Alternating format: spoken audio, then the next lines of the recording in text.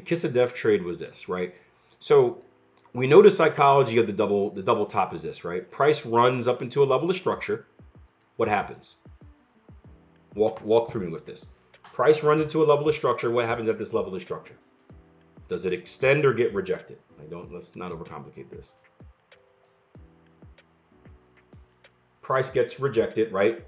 Bulls get rejected, bears take a little bit of control, right? But the bears don't get a lot of control, right? They only push it down this far, and the bulls say, ha ha ha, not so fast, my friend, right? And they push it back up, thinking they're going to get another extension, because that's how the market usually flows, right? They get rejected, they regain power, they push it back up, everything's good. But then they get rejected again, smack in the face, boom. But this time, the bears show a lot more strength. Not only do they push it down to the previous retracement, they break and close below that level and push it down even further. Again, I mentioned earlier, this is what confirms the double top. And now we think who's in control? We think the sellers are in control, right? At this point, walking through the story of the market, would you guys agree?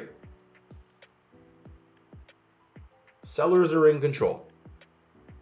In a kiss of death, which this was almost one. What we would expect normally is, get a little bit of relief.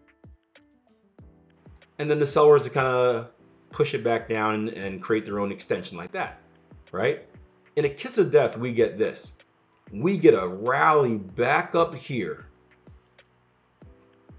We get a test of this level. And in real time, it looks like this. And what are we screaming every time we see the market look like this? What are we screaming? What does it look like? Again, real time. This is why it's important to wait until candle closes, right? Because we only get the true story after the close, right? I mean, just look at Liverpool Arsenal. But we got to wait till the game is fully over, right? We're thinking breakout. We're thinking, oh crap, the Bulls have come back in this game. Everton, stoppage time +4. Header, tying up Spurs. Someone was happy this weekend. As I got alerts on my phone, I didn't get a chance to watch it. But yeah, we're thinking Bulls in control, Bulls in control, Bulls in control. Oh my gosh, breakout. They defeated the Bears. The sellers have been smacked in the face.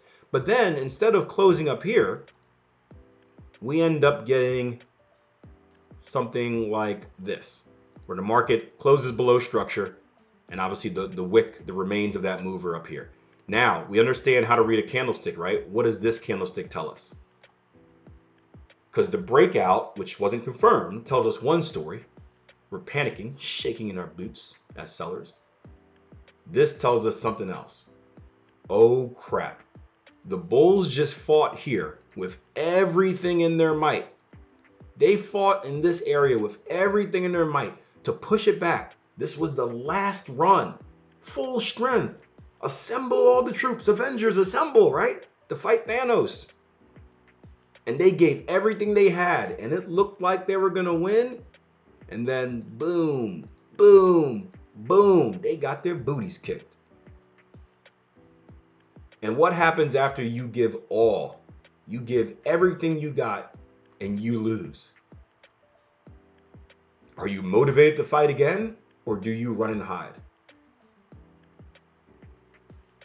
Yeah, you give up.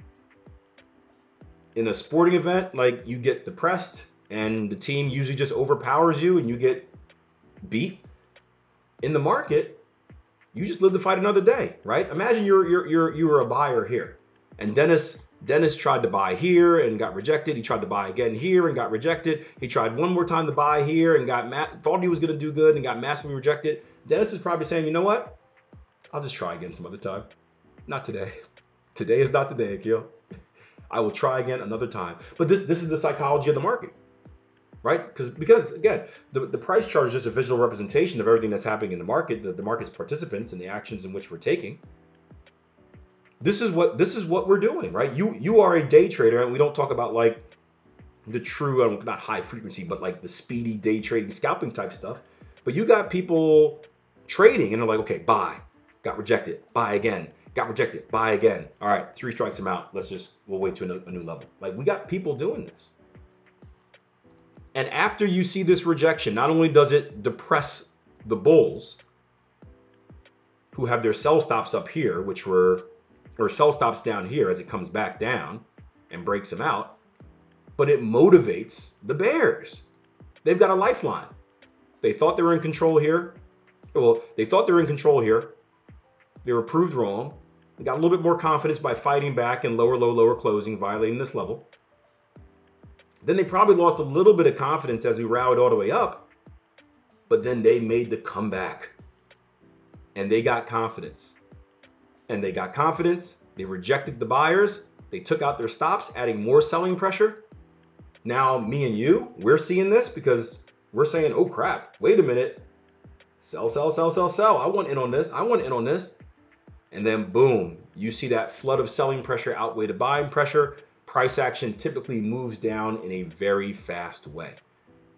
We call that my mentor called it the kiss of death, because that little wick, that test of the high was the kiss, mwah, right? And then boom, the market just dies after that.